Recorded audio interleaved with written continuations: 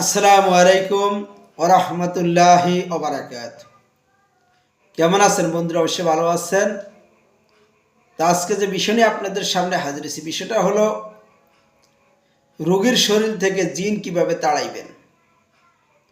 তো অনেক সময় দেখা যায় অনেকের হঠাৎ করে জিন আক্রমণ করে বসে, এমনকি অনেক সময় জিন শরীরে এসে হাজির হয়, অনেক সময় জিন যেতে চায় না।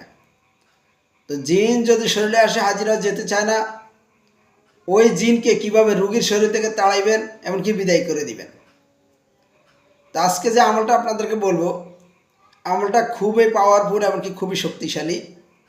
এই আমলটা করলে জিন আর রোগীর শরীরে থাকতে পারবে না। জিন যত শক্তিশালী হোক না কেন, ইনশাআল্লাহ রোগীকে ছেড়ে যেতে বাধ্য হবেই তো হবেই। তা আমলটা কি? আমলটা হলো, আপনারা কি করবেন, সূরা মুমিনুনের শেষের 4টি আয়াত, এই আয়াতগুলো আপনারা কি করবেন, কিছু কাঁচের গ্লাসের মধ্যে অথবা যে কোনো গ্লাসে হোক কিছু পানি নিয়ে নেবেন। নেওয়ার পরে আপনি ওই পানিগুলোর মধ্যে সূরা মুমিনুনের শেষের 4টি আয়াত একবার পাঠ করবেন, একটা ফু দিবেন।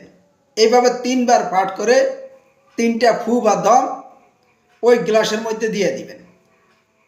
দেওয়ার পরে আপনার ওই পানিগুলো পড়া হয়ে গেছে। এখন আপনি কি করবেন, এই পানিগুলা সজোরে তার মুখে ছিটাই দিবেন, এমনকি কিছু পানি তাকে খাওয়াই দিবেন। যদি সে খাইতে না চায়, তাহলে আপনি তার সামনে সূরা মুমিনুনের শেষের 4টি আয়াত পাঠ করে তার মুখে দম দিবেন। তার শাস্তির কথা নিয়ত করে তার মুখে দম দিবেন, এমনকি পানিগুলা মুখে ছিটাইবেন। তারপরে পানিগুলা খাওয়াই দিবেন। দেখবেন যে জিন যত শক্তিশালী হোক, জিন যত জাদুকরী হোক না কেন, ইনশাআল্লাহ রোগীকে ছেড়ে চলে যেতে বাধ্য হবে। তো আয়াতগুলো হলো কি? আয়াতগুলো হলো বিসমিল্লাহির রহমানির রহিম। আফা হাসিবতুম আন্নামা খালাকনাকুম আবাসা ওয়া আন্নাকুম ইলাইনা লা তুরজাউন।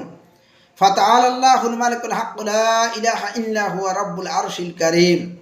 ওয়া মান ইয়াদউ মা'আল্লাহি ইলাহান আখার লা বুরহানা লাহু বি ফাইন্নামা হিসাবু ইনদা রাব্বি ইন্নাহু লা ইফলিহুল কাফিরুন ওয়া কুর রাব্বিগফির ওয়ারহাম আনতা খায়রুর রাহিমিন। এই সূরা মুমিনুনের শেষের 4টি আয়াত, এই আয়াতটা পড়ে পানিতে দম দিয়ে কিছু পানি খাওয়াই দিবেন, কিছু পানি তার মুখে ছিটাই দিবেন। ইনশাআল্লাহ জিন যত শক্তিশালী হোক না কেন, অতি দ্রুত তার শরীর থেকে জিনগুলো চলে যেতে বাধ্য হবে। তো সবাই ভালো থাকবেন, সুস্থ থাকবেন। আসসালামু আলাইকুম ওয়া রাহমাতুল্লাহি ওয়া বারাকাতুহু।